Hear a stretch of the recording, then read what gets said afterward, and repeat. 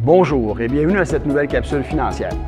Alors, en ce 11 février, après une année 2024 avec d'excellentes performances des marchés financiers, nous voilà maintenant au cœur de l'incertitude avec les menaces du nouveau président américain. Alors, premier constat qu'on veut faire dans cette capsule, regardez les résultats financiers depuis son arrivée au pouvoir pour ensuite vous démontrer de quelle façon on s'y prend pour protéger nos portefeuilles en cette période d'incertitude. Alors, sans plus tarder, débutons cette nouvelle capsule financière. Alors, si on jette d'abord un œil à la performance des marchés financiers de 2024, alors une année, somme toute, assez en ligne avec la moyenne au niveau des obligations. On parle d'une performance de 4 %. C'est les marchés boursiers qui ont une surperformance. On regarde l'ensemble des bourses de la planète, on parle d'une performance de 18 %. Et lorsqu'on ventile cette performance-là, on peut voir que le marché américain est sorti encore cette année le grand gagnant. On parle d'une performance de 25 %. Le marché canadien n'est pas en reste à presque 22 %. Et on constate encore la sous-performance en Europe. On parle d'une performance de 4 %. Donc, ça fait quelques années là, que l'Europe traîne de la patte au niveau de la performance des marchés financiers.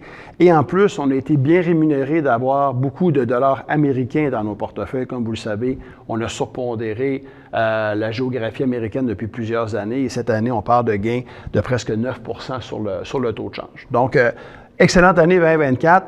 Lorsqu'on regarde le premier mois de l'année 2025, avant les menaces des tarifs là, qui sont plus arrivées le 3 février, alors on voit que les obligations, 1 %, les obligations canadiennes en un mois, ont quand même une très bonne performance. Donc, la menace tarifaire et tout ça qui pourrait peut-être faire accélérer la Banque du Canada à descendre ses taux. Alors, c'est ce que les investisseurs ont déjà anticipé et on voit les actions mondiales avec 3 %. Donc, c'est un peu le constat. Et quand on redécortique ça un petit peu, je commence par vous montrer la photo des obligations d'une durée de 10 ans. Donc, en bleu, on voit les obligations américaines, en rouge, les obligations canadiennes. Et là, on peut voir que les marchés perçoivent M. Trump comme étant inflationniste. Donc, les taux ont augmenté. C'est sûr que si on met des barrières tarifaires, les consommateurs vont payer plus cher, les entreprises vont devoir vendre leurs produits plus cher parce que le coût de leurs intrants va être affecté. Et parallèlement, on a vu qu'au contraire, au Canada, les taux ont redescendu.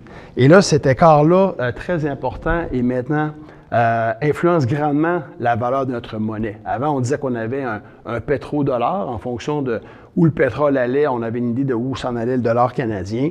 Mais là, ce qui explique beaucoup le taux de change, c'est le fait d'avoir des écarts importants, si bien que ça attire des capitaux vers les États-Unis, d'avoir des taux qui sont plus importants. D'ailleurs, dans nos portefeuilles, il y a 2 semaines, on a pris une participation en obligations américaines parce qu'on a eu des taux de 4 et 3/4. Donc, quand même assez intéressant d'aller profiter de cet aspect-là. Lorsqu'on revient à une vieille nouvelle, mais qu'il faut suivre naturellement, l'inflation.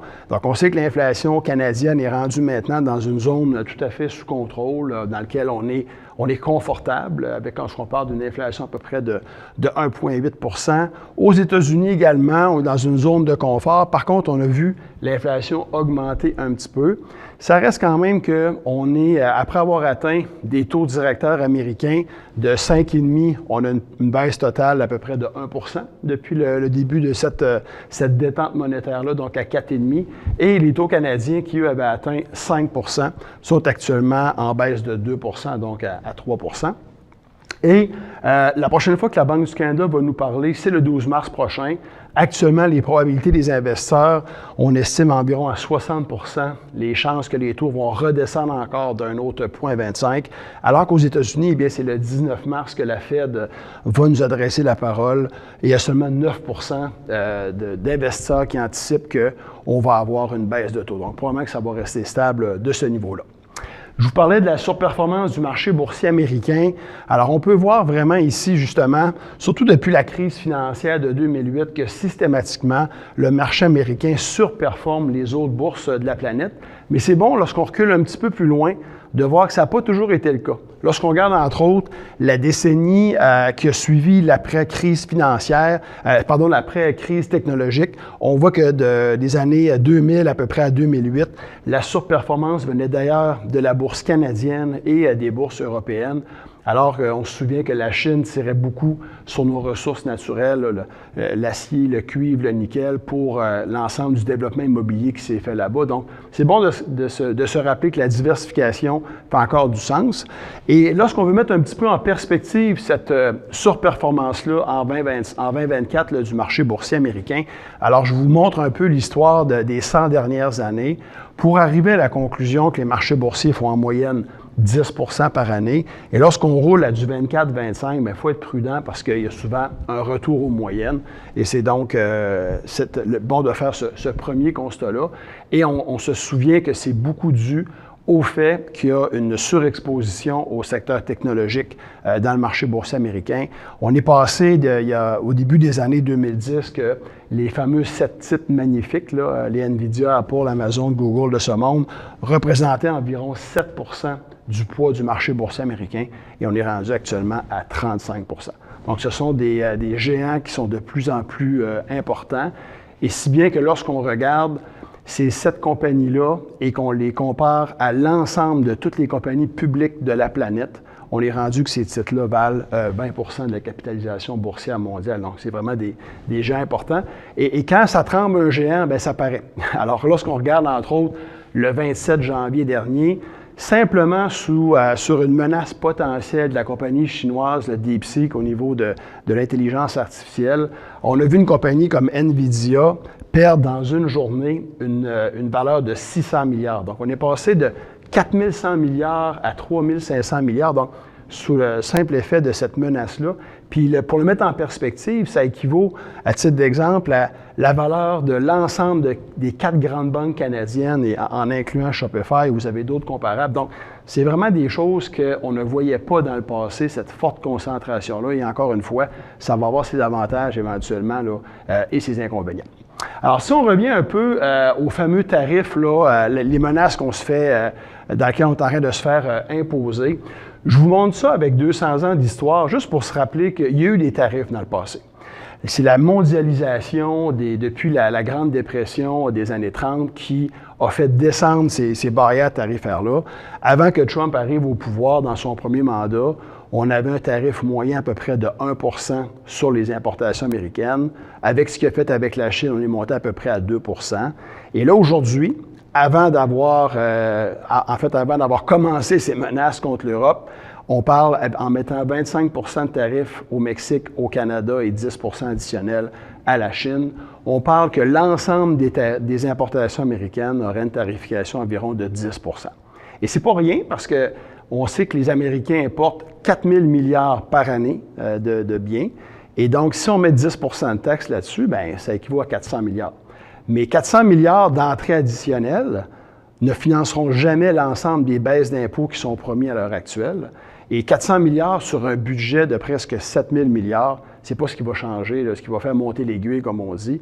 Donc, c'est important de garder ça en perspective. Et lorsqu'on recule au premier mandat de Trump, justement, on peut voir qu'il a fait descendre les taux corporatifs au niveau de l'imposition de 35 % à 21 %. Mais il l'a fait dans un moment où le déficit américain est environ de 3,5 % du PIB. Aujourd'hui, ce qu'il veut faire, c'est de faire descendre de 21 à 20 % le taux d'imposition pour l'ensemble des entreprises, ce qui n'est pas la fin du monde. C'est pour ça qu'il va créer des gros problèmes dans les finances publiques, surtout considérant que lorsqu'on regarde la situation budgétaire actuellement, on est rendu à 7 % de déficit par rapport au PIB, donc la marge de manœuvre n'est pas ce qu'elle était. Mais ce qu'il veut faire aussi, c'est de descendre les impôts de 21 à 15 % pour les entreprises qui font dans le secteur manufacturier américain. Alors, si vous êtes une entreprise américaine, que dans les dernières années, vous êtes allé ouvrir une usine au Mexique, eh bien, je dirais, cette situation corporative-là aujourd'hui fait que ce que vous allez prendre du Mexique pour l'envoyer aux États-Unis, vous allez avoir une tarification de 25 % et vous allez rester à 20 % d'impôts au lieu de 15 %. Donc, ça va être très tentant pour les entreprises de ramener la production aux États-Unis, ce qui est l'objectif avoué là, du président. Mais on verra bien si les coûts additionnels de main-d'œuvre vont venir dans la balance, là, amener des avantages plus que des inconvénients. Donc, ça va être à suivre. Ce qui est clair avec toute cette guerre tarifaire-là, c'est que le Canada n'est pas la bonne cible. Lorsqu'on regarde le 1200 milliards de balance commerciale déficitaire des Américains, on estime que sur le 1200 milliards, le Canada y contribue seulement pour 60 milliards, donc à peu près seulement 5 %. Et quand M. Trump nous dit qu'il n'y a rien besoin du Canada, eh bien, on devrait probablement lui montrer cette image-là pour simplement mentionner que sur les 6 millions de barils de pétrole quotidiens que les Américains ont besoin, le 2/3 vient du Canada. Et on voit que cette tendance-là ne fait qu'augmenter, si bien qu'il y a des raffineries américaines, surtout dans le Midwest, presque 25 % des raffineries qui sont dans un setup vraiment pour raffiner du pétrole canadien. Alors, grosse différence entre ce qui est dit et ce qui est la réalité. On peut constater également que le dollar canadien s'est fait malmener depuis l'ensemble de ces menaces-là. On a vu le dollar américain, en fait, s'améliorer à peu près de 5,5 % par rapport au dollar canadien. Et du propre aveu du ministre des Finances américain, le secrétaire du Trésor, selon les études empiriques qui ont démontré que lorsqu'on met à peu près 10 % de tarifs, la devise augmente environ de 4 %. Alors, si on met des tarifs de 25 %, on pourrait s'attendre que le dollar américain ait une croissance d'environ 10 %. La conclusion dans tout ça, c'est qu'il y aurait peut-être seulement la moitié qui est fait si l'ensemble de ces tarifs-là sont finalement vraiment implantés. On pourrait avoir un dollar canadien reculé facilement autour d'un 65 sous. Donc, encore une fois, on verra vraiment ce qui va être décidé ou ce qui va être conclu là. Et l'autre aspect qui va être important, c'est pas juste les tarifs, mais pendant combien de temps? Si c'est 6 mois, 1 an ou si c'est permanent, ça va avoir également une grosse influence. Dans son premier mandat, lorsqu'on a commencé cette guerre tarifaire-là, surtout avec la Chine, on a quand même vu qu'à ce moment-là, l'activité manufacturière américaine était un petit peu en déclin et on était dans une période de hausse de taux d'intérêt. Aujourd'hui, le contexte est un peu différent.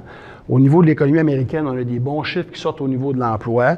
On a également un secteur manufacturier qui semble reprendre du galon et on vit un cycle de baisse de taux d'intérêt pour l'instant. Par contre, ce qui est très important à surveiller, c'est le consommateur américain. Et lui, on commence à trouver qu'il commence à avoir des signes de faiblesse. On voit ici que l'ensemble de l'épargne qui a été créée durant la COVID est totalement disparu. Et là, on a même commencé à gruger dans le vieux gagné pour peut-être maintenir son train de vie supplémentaire qu'on a connu depuis quelques années. Si bien qu'à l'heure actuelle, on peut voir qu'il y a 10 % des cartes de crédit en circulation aux États-Unis dans lesquelles il n'y a eu aucun paiement qui a été fait dans les 30 derniers jours. Alors, comme disait M. Trump, ça va aller au mérite. Donc, les riches vont être plus riches et on commence à constater que les pauvres vont être plus pauvres. Alors, ça va vraiment être des choses qu'on va devoir surveiller parce que la consommation aux États-Unis représente à peu près le 2/3 de leur PIB. Ici, plus près de chez nous, la Banque du Canada a fait une analyse. Qu'est-ce qui se passe en cas de tarifs ou en cas qu'on les évite? Et ce qu'on peut voir, c'est que l'économie canadienne, c'est pas de cette menace tarifaire-là, elle est quand même très bien. Mais si les tarifs sont instaurés et qu'il y a des mesures de représailles aussi en conséquence, on s'en va dans une récession. Et au niveau de l'inflation, bien, ça va avoir une influence aussi parce que ces tarifs-là vont nous coûter plus cher. Et on peut voir que s'il n'y a pas de tarifs, l'inflation est vue comme étant encore sur une trajectoire d'environ 2 %. Mais si les tarifs embarquent, on parle d'une inflation qui pourrait monter à 3 ou à 3,5 et ça pourrait venir freiner les baisses de taux qui s'en viennent au Canada. Donc, encore une fois, c'est des éléments qu'on va suivre pour vous. Je vous disais qu'on est dans une période où le marché américain est beaucoup plus dispendieux. En fait, la bourse américaine se négocie actuellement à peu près à 33 % plus cher que sa moyenne historique. Alors, on peut voir qu'on n'a pas vu ça depuis, à part la COVID temporairement, on n'a pas vu ça depuis la crise technologique. Donc, encore une fois, ça, c'est quelque chose qu'on doit surveiller. Lorsqu'on isole les 7 titres magnifiques, le marché est à peu près autour de 18 fois les profits. Donc, nous, on ne veut pas être absent de l'économie américaine, mais on va faire attention, agir avec beaucoup de diligence par rapport aux évaluations là, qui sont très, très dispendieuses. Au Canada, on est en ligne à 15 fois les profits avec notre moyenne historique. Et c'est là qu'on commence à voir en Europe, sur les marchés internationaux, un escompte par rapport aux évaluations. Donc, c'est important également de garder des positionnements dans ces bourses-là qui sont beaucoup moins dispendieuses, donc un peu moins volatiles lorsqu'on regarde des éléments comme on a connu là, le 27 janvier avec ce qui s'est passé sur certains titres là, technologiques. Alors, avec tout ça, c'est important de garder son froid, le sang-froid, comme on dit, de garder la tête froide, pardon. Où est-ce qu'on peut constater, quand on regarde, souvent on va dire que les marchés financiers atteignent leur creux au sommet de l'incertitude. Donc, c'est bon de voir qu'il y a beaucoup d'incertitudes aujourd'hui. On a vu beaucoup pire que ça, mais ça demeure que c'est généralement dans ces périodes-là qu'on va voir des sorties de fonds des marchés boursiers. Et souvent, c'est des périodes de croissance qui vont arriver par la suite. Donc, c'est important de constater à l'heure actuelle qu'il y a déjà beaucoup de mauvaises nouvelles ou d'incertitudes qui sont incluses dans les marchés. Et lorsqu'on a un portefeuille, je vous dirais, diversifié, ça fait encore le travail. On a pu voir d'ailleurs dans cette période-là, il y a 2 week-ends, où le fameux 3 février, on est arrivé avec des menaces tarifaires là, presque le matin du 3 février. Et ce qu'on a pu voir à ce moment-là, c'est qu'un portefeuille diversifié, bien, on avait des éléments, entre autres des baisses au niveau des marchés boursiers, qui étaient à peu près autour de moins 3 %. Et en même temps, on avait un dollar américain qui s'améliorait de 1 %, des obligations qui faisaient bien, si bien qu'un portefeuille équilibré dans son ensemble était à peu près nul à ce moment-là. Et comme on le sait, M. Trump se gargarise beaucoup avec le résultat des marchés boursiers, qui est un peu son bulletin. Et c'est drôle, ou un drôle de hasard que vers l'heure du dîner, il nous a annoncé finalement, on va donner un sursis au Canada, au Mexique, parce que naturellement, sur son téléphone, il doit avoir le marché boursier lui aussi. Donc, encore une fois, on va voir qu'est-ce qui va se passer avec tout ça. Mais la diversification demeure intéressante. Notre gestion de portefeuille est beaucoup dans bon québécois, je dirais constitué de what if. S'il se passe tel scénario, qu'est-ce qui va bien réagir? À l'inverse, qu'est-ce qui est vrai? Et à titre d'exemple, si demain matin, on nous annonçait, c'est pas ce qu'on croit, mais M. Trump, finalement, je vais éviter les tarifs pour mes amis canadiens. Dans la vraie vie, le dollar canadien se mettrait à monter, donc on ferait des pertes sur notre change, sur les dollars américains qu'on a dans vos portefeuilles. Parallèlement, la bourse canadienne réagirait très bien. Donc, c'est comme ça qu'on essaye de mesurer pour justement faire une saine gestion de risque là, dans vos portefeuilles. Alors, lorsqu'on regarde tout ça, encore une fois, c'est normal de vivre avec une période actuellement qui est d'anxiété un peu. Donc, c'est normal que tout ça nous affecte, surtout que les médias là, en font leur chou gras. Mais dites-vous une chose, que c'est dans ces périodes-là que notre comité de placement est très actif. On a 25 compagnies canadiennes, on a 25 compagnies américaines dans lesquelles on est capable de rentrer, de faire des simulations pour mesurer quels seront les impacts de tout ce qui se passe.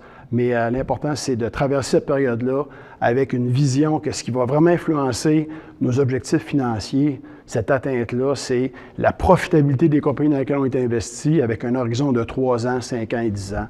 Et c'est ce qu'on fait dans notre quotidien. Alors, en espérant que cette capsule financière vous ait plu, je vous souhaite une bonne fin de journée.